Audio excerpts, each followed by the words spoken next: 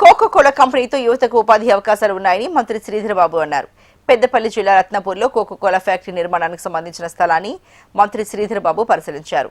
Factory ఏర్పాటుకు ప్రతిపాదించిన భూమి, రహదారులు, విద్యుత్, నీటి సరఫరా వంటి మౌలిక వసతులపై అధికారులు మంత్రికి వివరాలు అందించారు.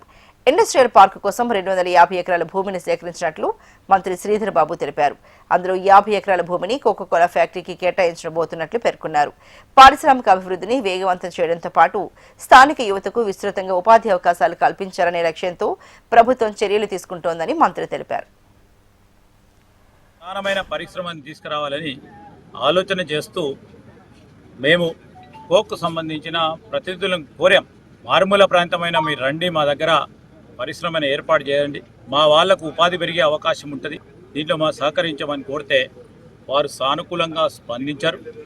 వారు ఈరోజు మరి అక్కడ ఉన్న భూమిని చూడటానికి వచ్చారు. రామగిరిలో రత్నాపూరు గ్రామంలో భూమిని చూడటానికి వచ్చారు. వారంతా కూడా సమీక్ష చేసుకొని వారికి కావాల్సిన అవసరాలను కూడా తెలుసుకొని మరి అక్కడ ఉపయోగపడితే అక్కడ ఇంకెక్కడైనా పడితే చేయాలని మేము కోరుతా ఉన్నాం. తప్పకుండా ఆశిస్తూ ఉన్నాం వాళ్ళు వచ్చి చేస్తారని.